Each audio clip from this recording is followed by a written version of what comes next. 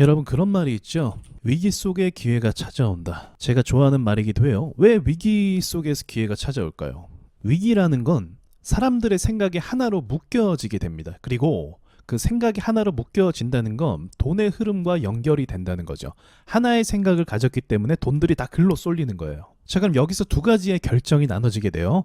이제 사람들의 생각이 하나로 쏠리게 되니까 대세의 흐름을 따라 돈을 벌 수 있는 방법이 있어요. 예를 들면 어떤 문제가 발생해서 생필품을 사재기를 한다. 그러면 그 생필품에 대한 가격이 올라가게 되겠죠. 그러니까 얼마 전에 있었던 마스크 가격이 올라갔던 그런 상황이라고 볼 수 있는 거고, 그게 대세의 흐름을 따라 돈을 버는 거고, 또 남들과 다른 관점으로 돈을 버는 건 뭐가 있을까요? 위기 상황 가운데서 부동산이 막 침체고 어려워요. 그래서 막 부동산을 던져요, 사람들이. 그때 싸진 부동산을 담아서 향후에 경제가 회복이 됐을 때 수익을 버는, 차익 실현을 하는 그런 관점들이 있다는 거죠. 그렇다면 현재의 위기는 뭘까요? 그거는 바로 국제 정세의 위기죠. 얼마 전에 제가 얘기했던 중국과 미국 간의 패권 다툼, 그로 인한 기술 발전, 이런 게 될 수 있는 거예요. 그럼 대세의 흐름에 따라 돈을 버는 건 무엇일까요? 국제정세 위기에 따라서 AI 기술 또는 무기산업, 그쪽이 대세가 될 수 있겠죠. 그래서 이미 대세가 이제 적용이 되고 있고, 지금도 저는 적용 중이라고 보고 있어요. 아직 안 끝났다,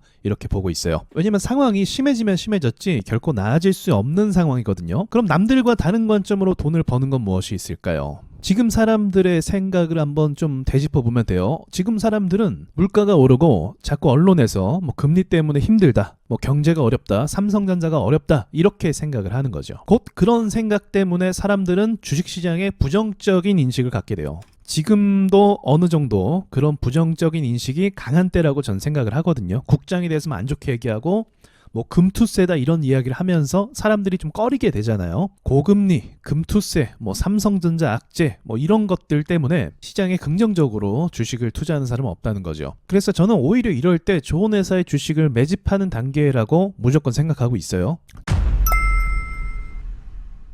자, 그러나 위기 속에서 누구나 다 돈을 버는 건 아니에요. 이제 정신을 좀 우리가 차릴 필요가 있거든요, 본격적으로. 자, 얼마 전에도 이야기했지만 중국 지수가 이렇게 초급등을 하게 됐습니다. 그리고 중국 역시도 AI 기술이 굉장히 빨리 발전을 하고 있거든요. 더불어서 반도체가 핵심이잖아요. 반도체에 대한 투자도 아끼지 않겠다, 그렇게 이야기하고 있는 상황이에요. 더불어서 미국 증시는 어떻습니까? 다우존스 같은 경우는 신고가를 강하게 찔렀다가 지금 상승 랠리를 진행 중에 있어요. 다우가 신고가를 이렇게 잘 만들어낸 거는 굉장히 오랜만이라고 볼 수가 있죠. 2021년도에 신고가가 무난하게 흘러갔었고, 그리고 2023년 후반에 박스권을 돌파하면서 잘 갔다가 지금까지도 랠리가 이어지고 있습니다. 그러니까 증시 역시도 지금 불붙는 경쟁이 시작이 됐다고 볼 수가 있고, 우리나라 증시는 이런 부분에 대해서 아직 반영은 안 했어요. 그러나 미국 증시와 중국 증시가 오르게 되면 우리나라 증시도 필연적으로 반영을 할 수밖에 없다고 전 보거든요. 이제 이런 상황과 분위기가 만들어지면 엄청나게 초급등하는 이런 주식들이 등장하게 될 거라고 전 봅니다. 그러니까 얼마 전에는 반도체가 그 주인공이었죠. 그리고 AI 섹터도 그랬고, 그리고 지금은 우리가 아직은 시장이 없지만 무언가가 준비를 하고 오를 수 있게 된다는 거죠. 그게 자율주행이 될 수도 있고 로봇이 될 수도 있고, 그리고 지금 진행 중인 바이오가 될 수도 있고, 아직 확실하게 알 수는 없어요. 그러나 신고가 가는 종목들을 지금부터 무조건 주목을 해야 되는 거죠. 그래서 제가 신고가 가는 종목도 계속적으로 말씀을 드렸던 거고요. 자, 더불어서 지금 미국과 중국이 그렇게 대립하는 가운데 분명히 또다시 악재가 발생을 할 거예요. 그렇지 않아서 이스라엘에서 또 전쟁을 하고 있고, 또 중동 국가들은 미국한테 개입하지 마라, 이렇게 경고하고 있고, 악재가 같이 진행 중인 거죠. 그러니까 위기 속에서 돈들이 특정 섹터에 몰리는 것이고, 또 위기 속에서 중국이 돈을 그렇게 엄청나게 풀어내는 거죠. 긴 흐름을 먼저 보자고 하면 이제 이게 제일 중요한 것 같아요. 어렵게 생각할 것도 없고, 증시가 계속 오르잖아요. 그럼 이것은 기업의 성장을 사실 의미한다는 거죠. 기업의 성장이라는 건 지금 그 중심 산업 가운데 반도체와 AI가 있다는 거죠.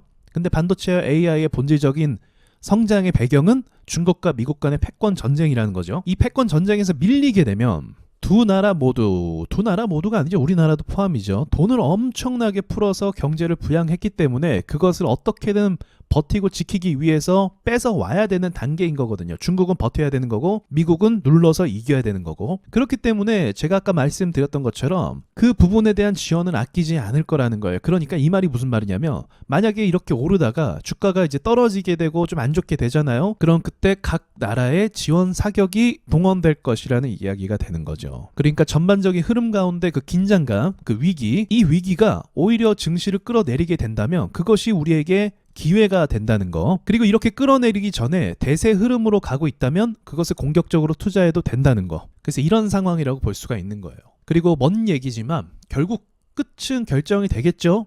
미국이 이길 가능성이 사실은 굉장히 높으니까 중국은 일본처럼 될 가능성이 높고요. 제가 예전에도 말씀드렸지만 나라가 망하거나 사라지진 않아요. 그러니까 체제가 바뀌는 거고 정치적인 상황이 바뀌는 거지 뭐 경제가 망한다고 해서 모든 사람들이 다 갑자기 뭐 이렇게 전쟁 난 것처럼 문제가 생기는 건 아니거든요. 힘들어지는 거지. 그래서 중국이 일본처럼 될 가능성이 높다고 저는 보고 있습니다. 그러니까 그때가 되면 증시가 와르르 무너질 수 있겠죠. 이제 경쟁이 끝났고 거품이 끝났으니까 오히려 증시를 올릴 만한 동력이 없어지는 거죠. 그래서 어떻게 보면 그런 경쟁이 지속된다면 향후 몇 년간은 이 위기를 동반한 호황이 이뤄지지 않을까. 참 이상한 말이죠. 위기가 있는데 호황도 같이 있는 거예요. 사실 미국 경제가 좋다고 얘기하지만 미국 경제 역시도 부채 위에 지금 경제를 쌓아 올리고 있거든요. 바이든이 돈을 엄청나게 풀었잖아요.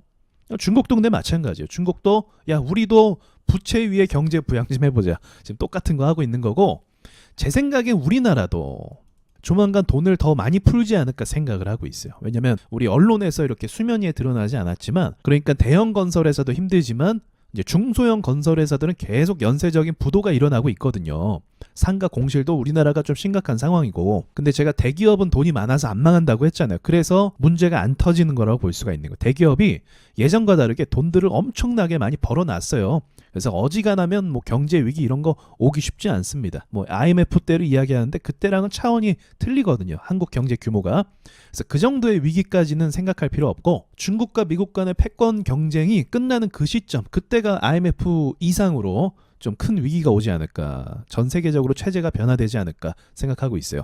왜냐면 암호화폐가 나온 타이밍이 괜히 나온 게 아니거든요. 그러니까 오늘 이야기의 요점은 신고가 나오는 종목은 이제 무조건 주목을 하셔야 돼요.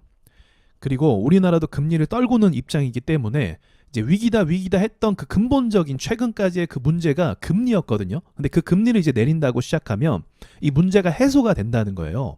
그러니까 모든 사람들이 주식시장에 대해서 비관적으로 쳐다볼 때 이제는 금리가 본격적으로 내리니까 저평가됐던 주식도 우리가 사서 모아서 투자를 해야 된다는 거죠. 그렇게 해서 금리가 계속 내리는 한 2년 정도 텀을 보면서 주식 투자를 하시면 제가 봤을 때 그 기회를 잡을 수 있을 거라고 생각을 해요. 자, 그동안 증시가 많이 밀었어요. 진짜 힘들게 제대로 된 수급이 없던 게 제가 지금 봤을 때 3년째입니다. 진짜로. 2021년 후반때부터 민기적거리기 시작하더니 그 뒤로 특별한 섹터나 상승이 제가 봤을 때 진짜 많이 없었어요. 근데 주식시장은 언제나 세력들의 놀이터이기 때문에 얘네가 이걸 방치하지 않습니다. 사람들이 많이 나갔다 싶으면 올리는 거죠. 단적인 사례로 오늘 블루엠텍 보시면 아니 비만 치료제 관련해서 위고비가 한국에 오는데 마치 아무것도 아닌 것처럼 음봉으로 털어버리다가 어제 한 번 더 저점 깨고 급등하는 거 보세요. 유한양행도 이런 패턴이었잖아요. 호재가 있을 때 재료 소멸인 척 하다가 실제로는 이제 주가가 올려버리는 이런 패턴을 지금 쓰고 있거든요. 근데 이런 걸 보면은 과학이죠. 개미를 털고 가겠다. 과학이에요. 개미랑 같이 가는 게